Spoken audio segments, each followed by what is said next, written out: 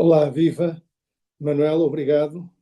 Eu queria, em primeiro lugar, saudar a FEMPROF, saudar os seus dirigentes, o Manuel, o José Feliciano Costa e outros que por aí estejam.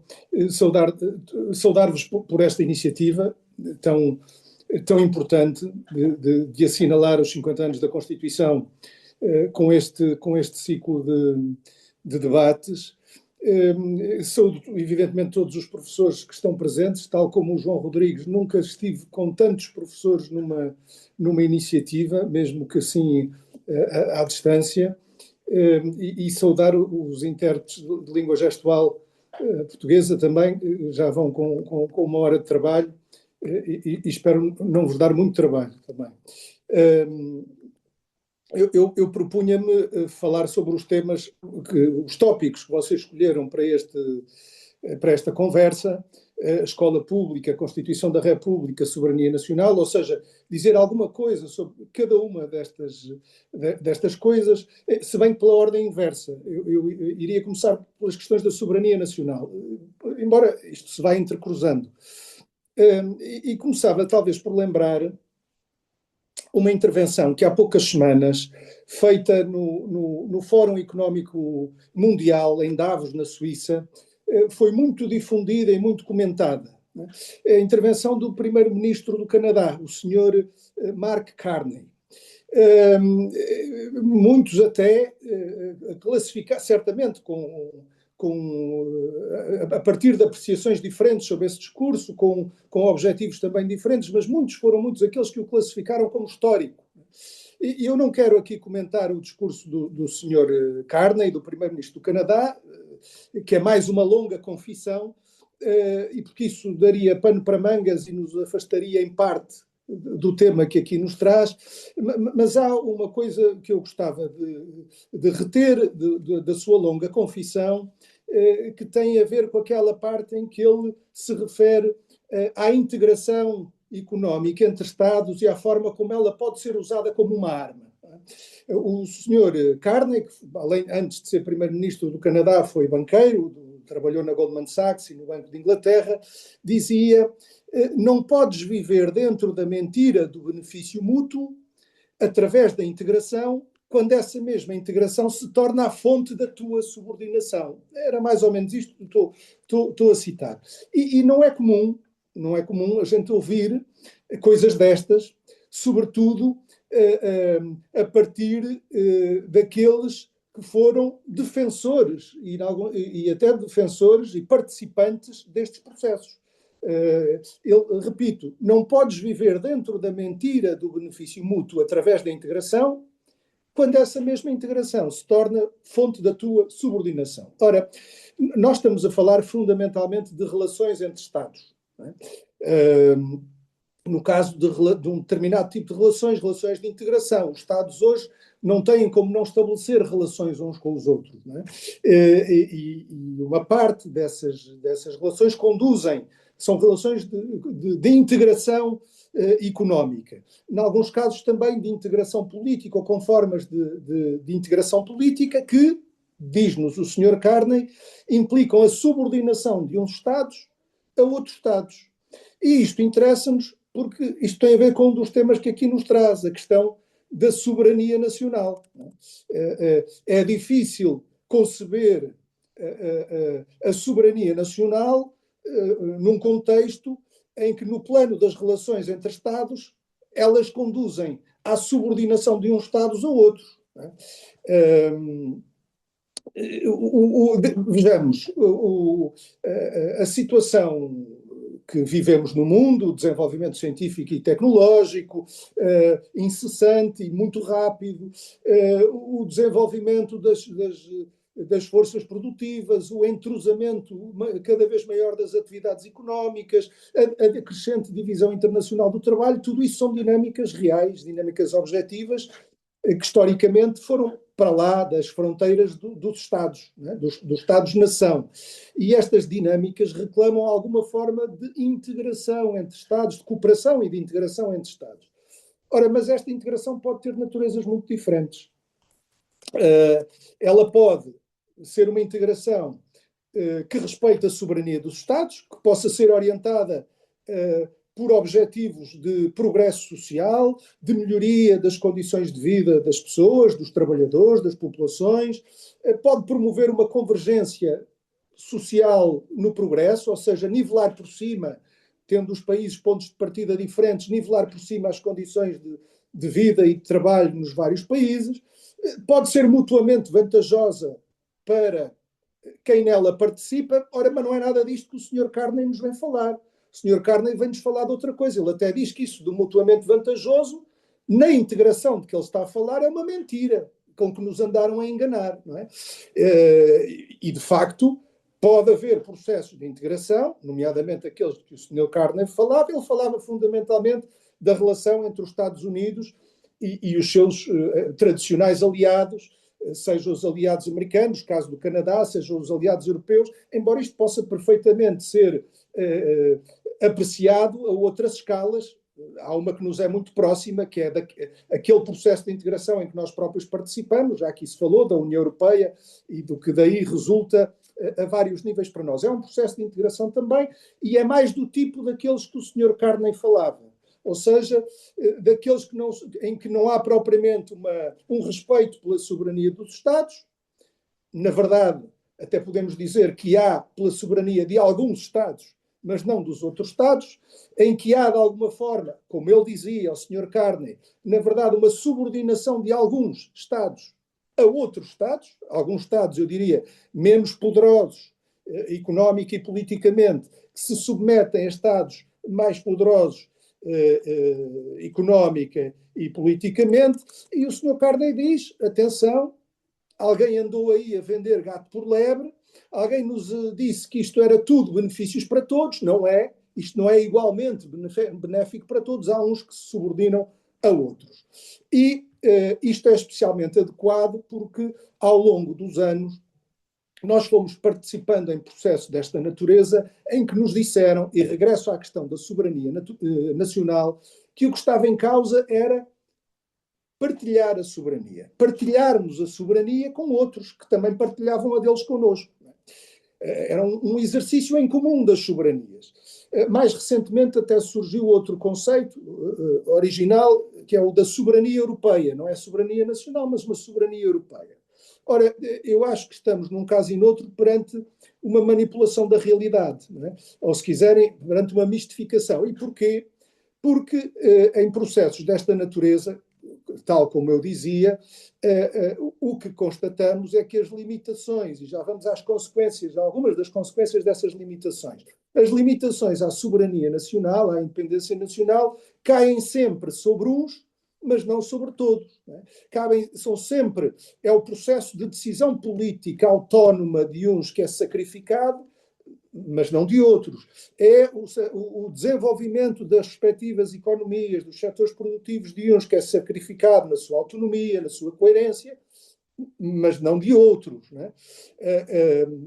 São normalmente temas dos países da periferia que são sacrificados em favor dos sistemas dos países do centro. Se quiserem, também o processo de decisão política é relativamente mais sacrificado, amputado nuns do que noutros. Se quiserem, e tentando dar um exemplo que nos é mais próximo e que já aqui se falou, quando se tratou, por exemplo, de uniformizar as formações de nível superior no espaço europeu para facilitar a livre circulação da força de trabalho qualificada, ou dita de outra forma, para dinamizar o mercado, seja o mercado da força de trabalho qualificada, seja o mercado das próprias formações, com a tendência para a mercantilização do ensino, para a sua mercadorização, as próprias formações estabelecem um mercado de formações, ora, e que leva a que tenhamos uma educação cada vez mais mercantilizada, mas eu dizia, quando se tratou de uniformizar as formações no espaço europeu, não foi a experiência portuguesa que foi adotada como modelo, embora até possamos dizer que podia, ela tinha inúmeras virtudes.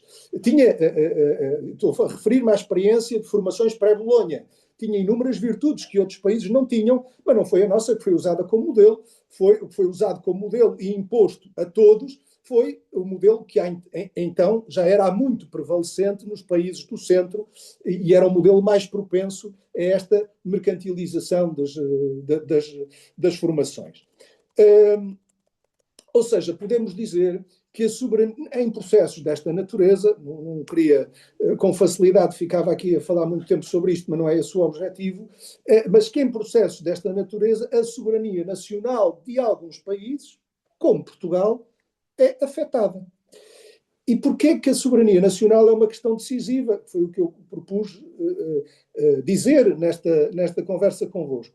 Ora, a verdade é que muito antes do senhor Mark Carney se ver em palpos de aranha, como se está a ver, já nós poderíamos responder a esta questão há muito tempo.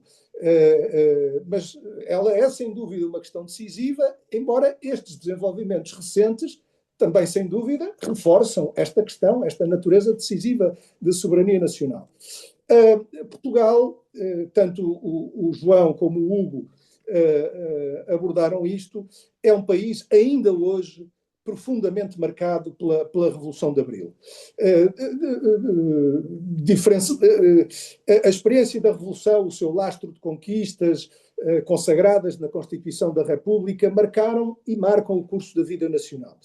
Apesar de já foi aqui referido também, desfigurada, de amputada, até de subvertida, há marcas na Constituição que ela conserva e que influenciam ainda hoje o curso da vida nacional. Aliás, este é um campo de disputa. Né? Há forças hoje na sociedade portuguesa que querem arrancar, querem remover definitivamente da vida nacional esse lastro, essas marcas.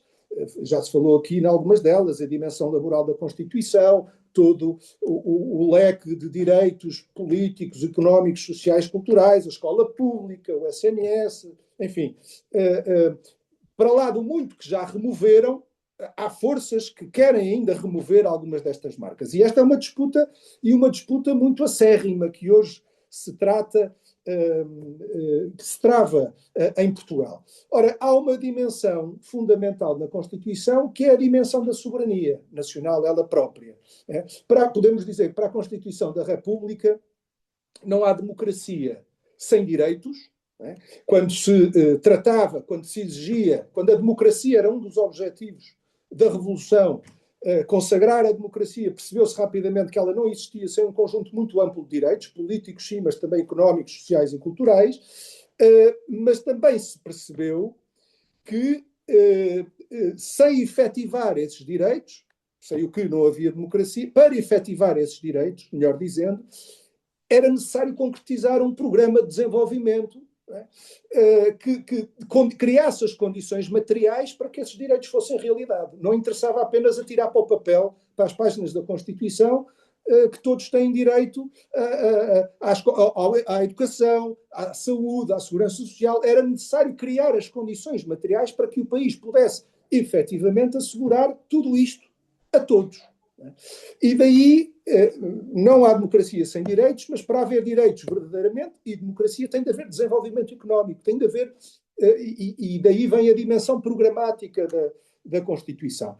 E a soberania é parte fundamental desta dimensão programática, porque também se percebeu muito cedo, aliás, percebeu-se em 75, aquilo que nós estamos a perceber duramente nestes anos que estamos a viver. É que não há programa de desenvolvimento que se concretize na sua plenitude se o Estado não tiver instrumentos para isso.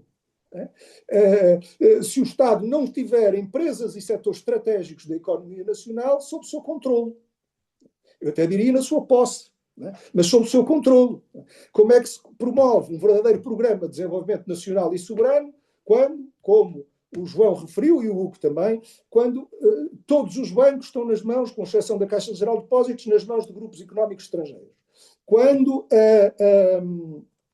o setor energético, o setor elétrico estão nas mãos de grupos estrangeiros. Quando, e vimos o que isso custou agora ainda recentemente nos temporais que nos afetaram, quando a gestão das barragens, a gestão das albufeiras das barragens estão nas mãos de empresas que são detidas hoje muitas por capital estrangeiro, várias delas são capital estrangeiro, fazem a gestão até numa situação de emergência.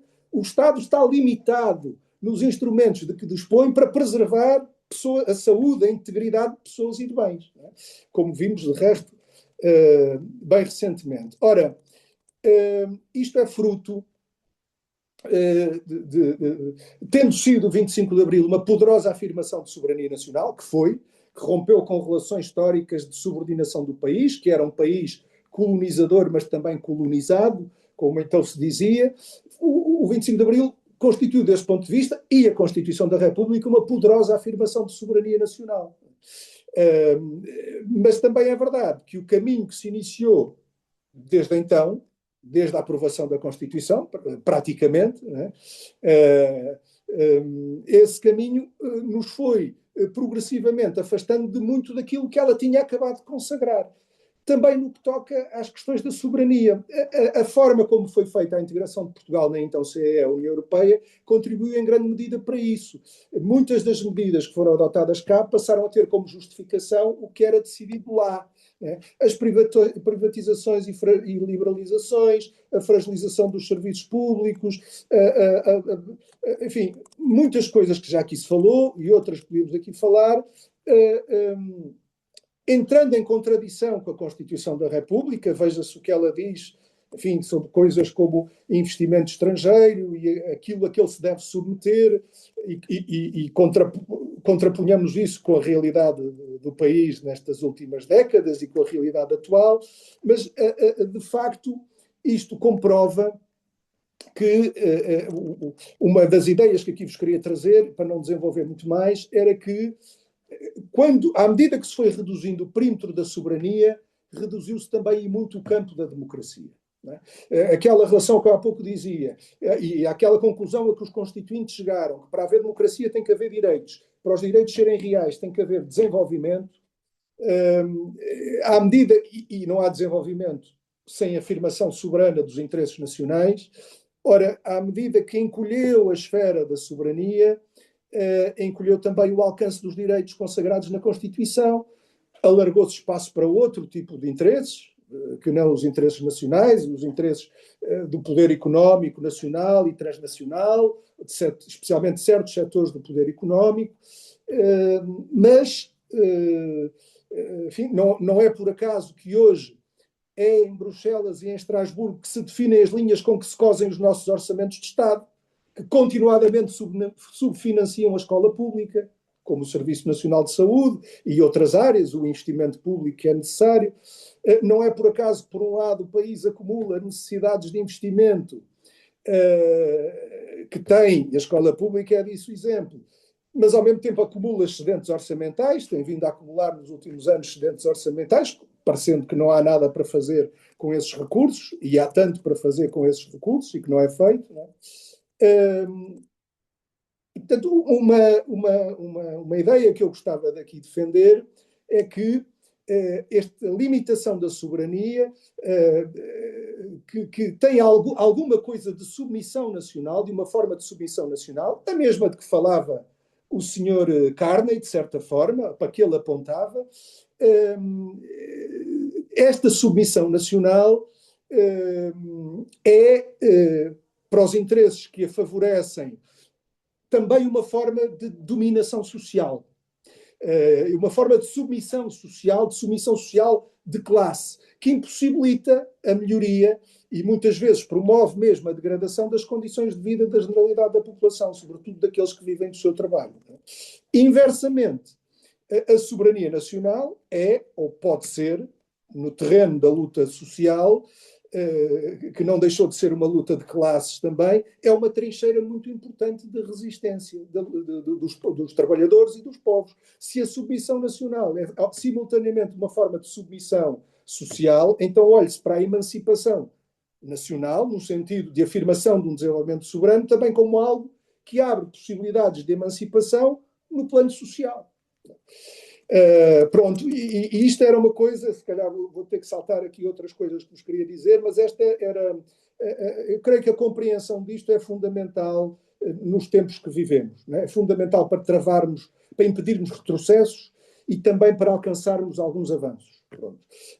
Deixem-me só dizer isto, quer dizer, se relaciona com isto, porque carga d'água é que nós vamos ter de desviar 5% do nosso PIB para contribuir para metas da NATO no domínio da defesa, metas que o Donald Trump fixou, não é? E que a União Europeia faz suas. E fazendo suas, impõe-nos a nós também. Isto não é tudo imposição. Cá dentro também há muita gente que está mortinha por aceitar estas coisas, não é? Mas porque carga d'água, quando nos falta dinheiro na escola pública, na ciência, na investigação, na cultura, no Serviço Nacional de Saúde e em tantas outras áreas, por carga d'água vamos arrancar 5% de recursos correspondentes a 5% do nosso PIB para financiar a concretização das metas da NATO. Não é? Isto não é apenas uma questão de um deve e o haver da política orçamental, e já não era pouco se assim fosse, não é? Isso já não era pouco, mas isto é uma questão de política num sentido mais amplo, de opções económicas, de desenvolvimento, de protagonismo do Estado no delinear das políticas públicas, no planeamento, na promoção do desenvolvimento económico. Trata-se de afrontar a tal doutrina neoliberal de que o Hugo aqui falou de forma desenvolvida, que alguns querem que seja a única oficial, única permitida, tudo fazendo para impedir outros caminhos, mas são possíveis outros caminhos. E quem afirmando-se no campo do progresso social, da justiça social, quem afirmando-se politicamente à esquerda, não perceber esta importância decisiva da soberania nacional e depois acabando por apoiar de forma mais ou menos a crítica, dinâmicas de integração que comprometem essa soberania nacional, não percebendo que a integração, lá está, pode ter naturezas muito diferentes, e quando apoiamos acriticamente uma, que é a tal de que o Sr. Carney, o Primeiro-Ministro do Canadá, falava, isso não nos aproxima de objetivos de progresso e de justiça social, pelo contrário, afasta-nos. Não é? Pronto, e quem assim fala, obviamente, quem diz o que acabei de dizer, não defende a visão de um país isolado, o isolacionismo, cada um por si, muito pelo contrário, mas defende uma resposta à necessidade de cooperação e de integração entre Estados que é muito diferente daquilo que hoje domina nas relações internacionais. Né? Assente na igualdade entre Estados, na soberania, no respeito pela soberania de todos, né? No benefício mútuo, aqui sim verdadeiro e não falso. Isto é possível e há experiências passadas e algumas em curso, com natureza muito diferente, mas que mostram que isto é possível. Bom, poderei depois detalhar alguns exemplos destas experiências, para não demorar agora mais tempo. Eu falei de soberania, da Constituição da República, sobre a escola pública, 2 apontamentos. Um primeiro mais breve, apenas para dizer que era importante que algum dia chegasse à escola pública, à nossa escola pública, uma visão mais crítica sobre tudo aquilo de que falámos agora. É que, desse ponto de vista, os programas escolares hoje, a vários níveis, né, do ensino básico ao superior, aquilo que se ensina nas universidades parece que está ainda na era pré-Carney, né? Na era pré-discurso do senhor primeiro-ministro do Canadá. E já que ele foi tão saudado e tão difundido, ao menos que isso possa ajudar, a confissão dele, possa ajudar à introdução de uma leitura mais crítica nos currículos escolar, nos programas, uma leitura um bocadinho mais crítica, em vez daquela visão, muitas vezes, a crítica e apologética até, de uma certa integração, a tal que o outro diz que é uma mentira, não é? Era bom que o desvendar da mentira pudesse chegar também um bocadinho à escola pública de forma mais aberta, mais discutida, mais crítica, enfim. Segundo apontamento. Como é evidente, quer o João, quer o Hugo já aqui o disseram, e portanto eu concordo em tudo com aquilo que eles disseram, a soberania não se assegura, não se concretiza meramente proclamando-a. Não é por nós proclamarmos a soberania nacional que ela se assegura.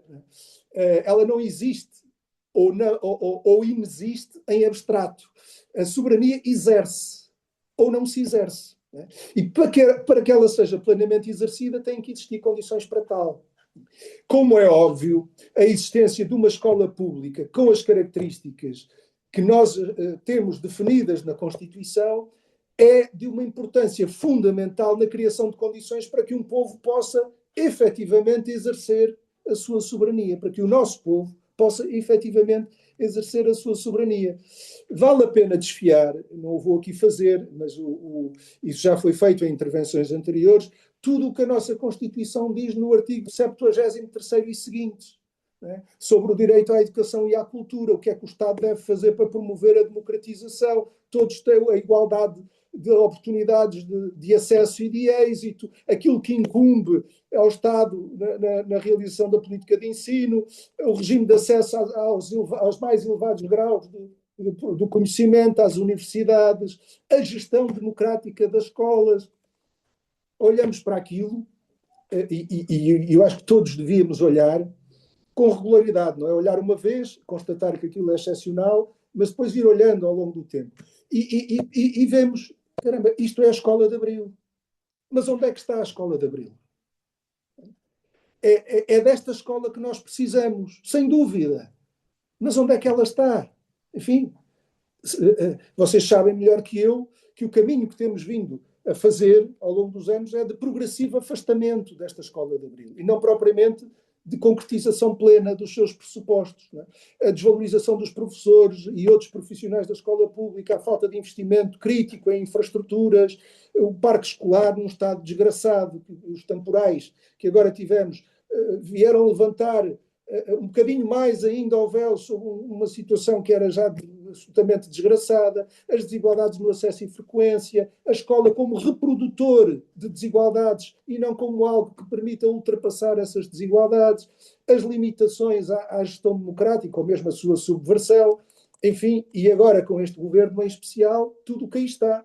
As alterações na estrutura do Ministério, as consequências na área da educação da chamada reforma do Estado, querem, parece, transformar o Ministério mais num regulador do que outra coisa, o financiamento público ao ensino privado, que já aumentou significativamente neste ano letivo, face a anos anteriores, a continuada a falta de medidas para tornar a carreira docente mais atrativa, e que tem eventualmente que passar sem se cingir por melhores salários e melhores condições de trabalho, a circunstância que o João aqui já referiu do envelhecimento relativo dos professores, não é? Ele dizia, referia-se aos que têm mais de 50 anos, mas 90% deles têm mais de 40, ou seja, a fatia daqueles que estão a sair agora das universidades com condições de exercerem a profissão é pequeníssima no universo de todos os professores, o déficit de auxiliares da ação educativa, assistentes técnicos, psicólogos e outros técnicos superiores, enfim, em termos gerais, a ausência de envolvimento dos agentes educativos para as decisões que a todos afetam, que eles afetam, enfim, temos uma escola que vai percorrendo o caminho contrário à escola pública que está consagrada na Constituição. E é por isso que a luta em defesa da escola pública hoje é também uma luta em defesa da Constituição, da democracia e da soberania nacional. E é crucial prosseguirmos esta luta. E reforço aqui a saudação que fiz à FENPROF, que é uma protagonista desta luta no início da intervenção. Sem ela nós não teremos a escola de que precisamos. A escola que não se limita, como o Hugo dizia, a transmitir competências técnicas, a formar mão de obra para o mercado de trabalho, mas que promove a formação integral do indivíduo, nos termos em que o definiu o Bento Jus Caraça, que já foi aqui citado, não é? No seu ensaio sobre a cultura integral do indivíduo. 25 minutos. Muito bem. E quão importante que isto é nos dias que correm, para concluir, não é? Nós estamos a viver transformações tão profundas e de tão significativo impacto que alguns as classificam como uma revolução científica e técnica, e com boas razões para isso. Não é? Tão importante que era, por exemplo, reforçar o papel da escola pública na democratização da cultura científica, de um certo grau de cultura científica que hoje é fundamental e necessário também a uma democracia plena. Veja-se a discussão que por aí vai, por exemplo, sobre a inteligência artificial. em geral, na economia, na sociedade, na escola.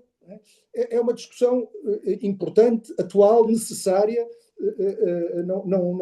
Talvez não haja aqui o espaço para aprofundar, mas sempre posso dizer a esse respeito que é fundamental hoje que a escola prepare, por exemplo, para lidar criticamente com o advento e com a generalização destas e de outras tecnologias, para que se possa perceber o essencial do seu funcionamento, para que se possam perceber as suas limitações, as suas perversões, para que se possa perceber delas o suficiente. Não se quer formar especialistas em tudo o que é tecnologia, mas, como dizia o Bento Jesus Caraça também, isso compete sempre a elites, a cientistas, se quiserem, mas o que a população em geral tem que ter, e a escola pública tem um papel determinante nisso, é um certo grau de conhecimento. Não é o conhecimento todo, mas é um certo grau de conhecimento sobre essas tecnologias, para, no mínimo, perceber algumas das suas essenciais implicações éticas, sociais, políticas, e poder intervir ativamente na sociedade, lidando criticamente com o seu uso.